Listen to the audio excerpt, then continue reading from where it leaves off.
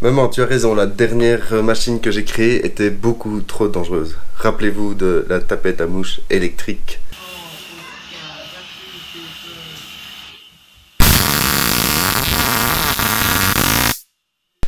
Donc voilà, je suis passé à autre chose de beaucoup moins dangereux. J'espère que ça va te rassurer, maman. Je suis passé à l'uranium. Voilà, voilà. Bonjour tout le monde, voilà, je viens de finir la fabrication du détecteur de particules.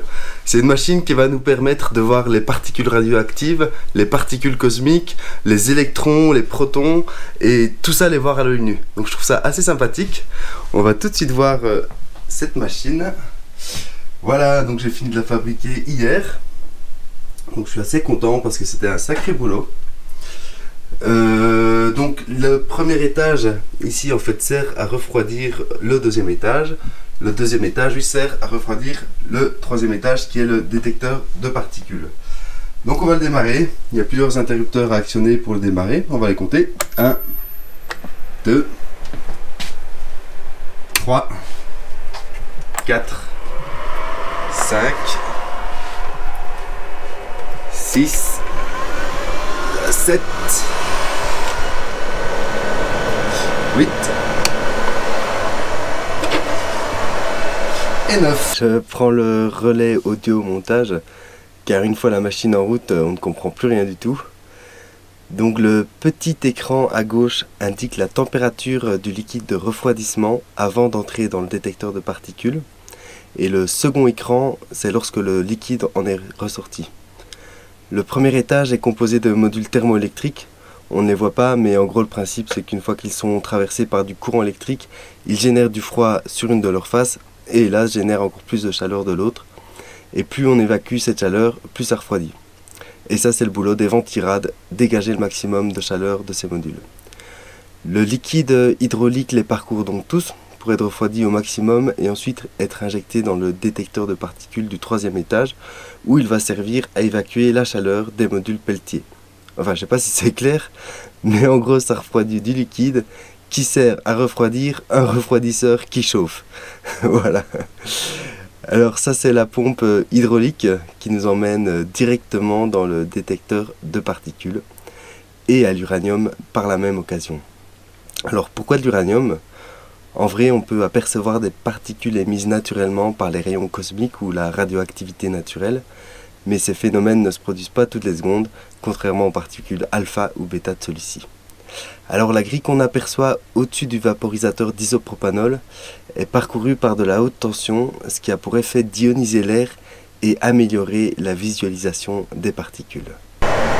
Donc on va laisser la machine refroidir, qu'elle soit en température de fonctionnement pour voir les particules, et dès qu'elle est prête, je vous montre ça. Voilà, le détecteur a atteint sa température de fonctionnement. Donc on peut désormais voir à l'œil nu les particules radioactives émises par l'uranium.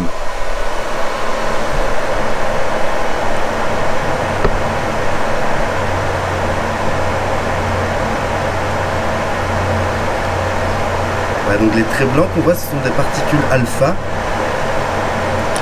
Alors ce sont des particules qui ne vont pas très loin, elles font 3-4 cm et puis elles s'arrêtent. Donc elles ne sont pas très pénétrantes et ce sont les particules les moins dangereuses parce qu'une simple feuille de papier ou la peau de l'homme les arrête en fait, donc elles ne sont pas du tout destructives. Maintenant l'uranium émet aussi d'autres particules qui sont plus rares et plus dangereuses. Mais ici donc c'est un uranium légèrement radioactif. Donc ce n'est pas beaucoup plus radioactif que l'aiguille que vos grands-parents avaient dans leur réveil et ils dormaient toute leur vie à côté. Voilà. Les belles petites particules qui s'échappent de l'uranium.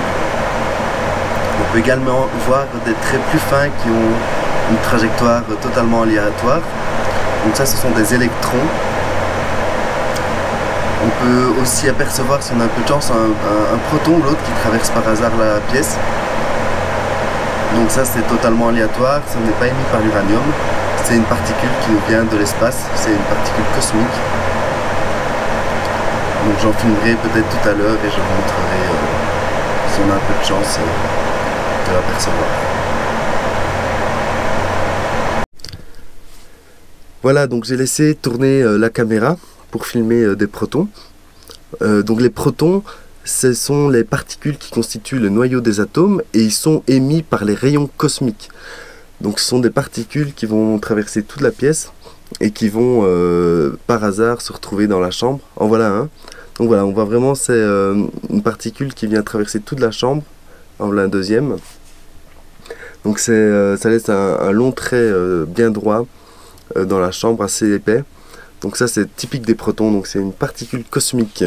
Donc je trouve ça fou de pouvoir voir chez soi, dans son petit aquarium, des traces de ce qui se passe dans le cosmos et d'avoir une particule voilà, qui vient traverser mon toit, qui traverse les murs, qui traverse les vitres de l'aquarium et qui se retrouve juste là à ce moment quand on filme. Donc voilà, je trouve ça chouette.